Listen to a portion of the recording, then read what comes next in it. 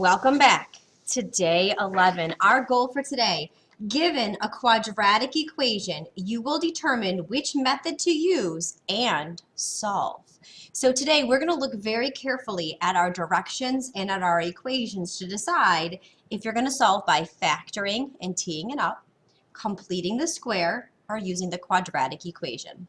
So let's go ahead and take a look. Well, the first method we always want to try is going to be factoring.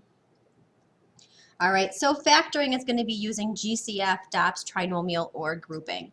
If your problem is unfactorable, the next method we're going to try is going to be complete the square. So complete the square. All right, so now other ways to know that you're going to have to use completing the square. If your problem says to answer in radical form, well, guess what? It's not going to be factorable. If it says round to the nearest and it gives you a decimal to round to, well, factoring only gives you integer values. So it only gives you non-decimal answer, or shouldn't say, it would actually give you, you could get decimals here, it would be irrational numbers, so you would have to round.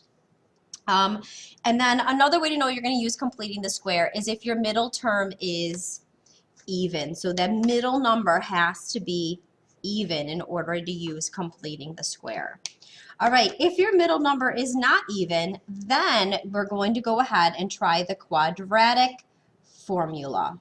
And that's the x equals negative b plus or minus the square root of b squared minus 4ac all over 2a. All right, ways to know you're going to have to use your quadratic formula. If it says radical form, round to the nearest, and if your middle term is odd, then you're going to have to use quadratic formula.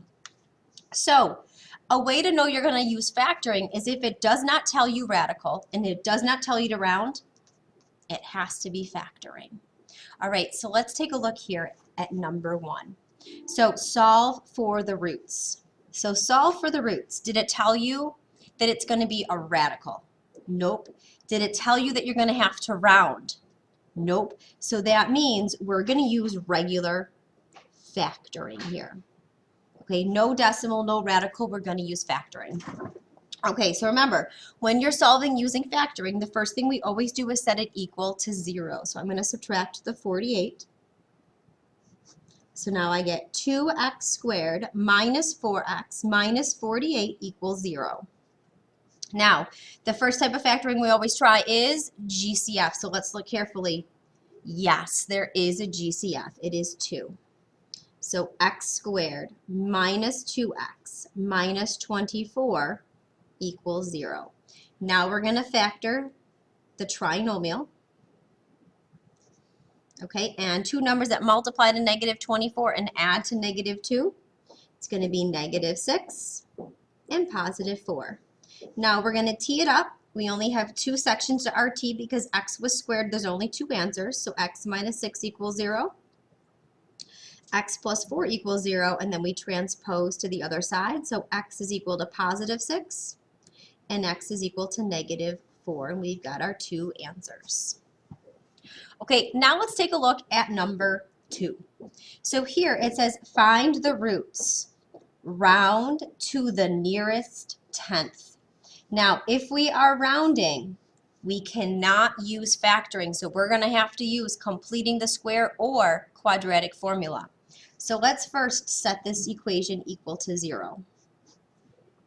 X squared plus 3x minus 7 is equal to 0. All right, so I know I have to use one of these. To know which one we're going to use, take a look at your middle number. Is this middle number even or odd? It's odd, so we're going to use the quadratic formula. All right, so let's go ahead and practice that. The first thing we have to do is determine our a, our b, and our c values. So a is the number in front of the x squared, which is a 1. B is the number in front of the x, which is a 3. And c is the constant all by itself, which is negative 7. Okay, so now we're going to go ahead and plug it into the equation. X equals negative b, so that's a negative 3, plus or minus the square root of b squared, so that's 3 squared, minus 4 times 1 times negative 7 all over 2 times 1. So negative 3 plus or minus. Now I'm going to take my calculator. In the calculator, I'm going to type in only what's underneath the radical. Do not type in the radical, just what's underneath. Remember, when we substitute in, we always put parentheses.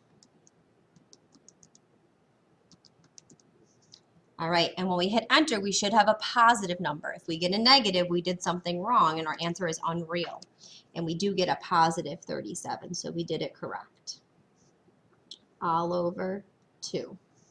Okay, so now I have to come up with my 2 solutions, and this time it says we're going to round to the nearest tenth. So that means we're going to plug these into the calculator.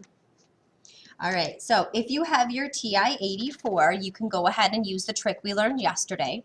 So we're going to hit alpha y equals, and we're going to go to option 1 for fraction, and I'm going to type it in just the way it's written, negative 3 plus the square root of 37 all over, and now I put 2 in my denominator, and then we hit enter.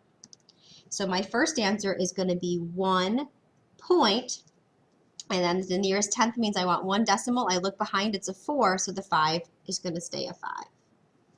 Okay, if you have a TI-84, go ahead and do this again. If you do not have a TI-84, you have a TI-83, we're going to do it the other way. So the other way is you have to use your parentheses. So parentheses. Okay, so parentheses, and now we type in the numerator, negative 3, and this time we're going to do the minus radical 37.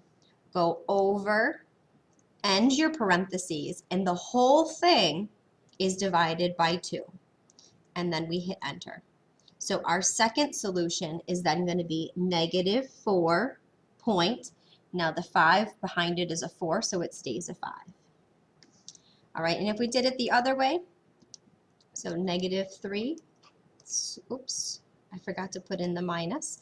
So I'm going to try that again. Alpha y equals choice 1, negative 3 minus the square root of 37 all over 2, and we did it correct, and we've got it. All right, let's go ahead now and let's look down to number 3. Okay, so solve for the roots. Leave answer in simplest radical form. So if it's going to be a radical, can we factor? No, we cannot, which means it has to be completing the square or quadratic formula. The way to tell which one we're going to use is to look for the middle number to see if it's even or odd. So let's take a look. Our middle number here is even, so we can use completing the square. So let's go ahead and give that a try. The first thing we do is we add the 8 to the other side. We want the constant over there. So now we have x squared minus 4x, and instead of putting the constant there, I'm going to put a square, is equal to 8 plus the square. Now I have to do some thinking, so here's my little think bubble. We're going to take that negative 4 and we're going to divide it by 2, and that's going to give us negative 2. And then I take negative 2 and we're going to square it, and that gives us positive 4. So I'm going to take a positive 4 and I'm going to put it in for the squares. All right, now we're going to go ahead and let's factor the left-hand side. So let's think of 2 numbers that multiply to 4 and add to negative 4. And that's negative 2 and negative 2, and look what a coincidence that is. It's the negative 2 we got over there. So very nicely done. And then we get 12. Now we know that when we have parentheses written twice and they're exactly the same, we can write it once and square it, is equal to 12. Now to get rid of that squared, we're going to go ahead and square root each side. And when we do that, the square root and the squared are going to cancel, so we get x minus 2 is equal to, now we know proper mathematics, when you take the square root of something, you actually get the positive and negative of that number. And then we're going to add 2 to both sides. So our answer here is x is equal to positive 2 plus or minus radical 12. But now if I go back up to my directions, it says simplest radical form. So let's do some thinking. Radical 12 So here's my little think bubble here. Radical 12, can we simplify that? Yes, we can. It would be radical 4 times radical 3. 4 is a perfect square, so I can cross it off, and we get 2 radical 3. So I can replace the radical 12 with 2 radical 3. So my two answers here are going to be 2 plus 2 radical 3, and x equals 2 minus 2 radical 3. And now we have solved. All right, our goal for today was to read your directions and determine which method you're going to try. We just practiced that with 3 different questions. So what I'm going to have you do now is flip to the back, and you're going to try the next 3 on your own. You're going to finish this to be handed in tomorrow's class. Have a great night, everyone.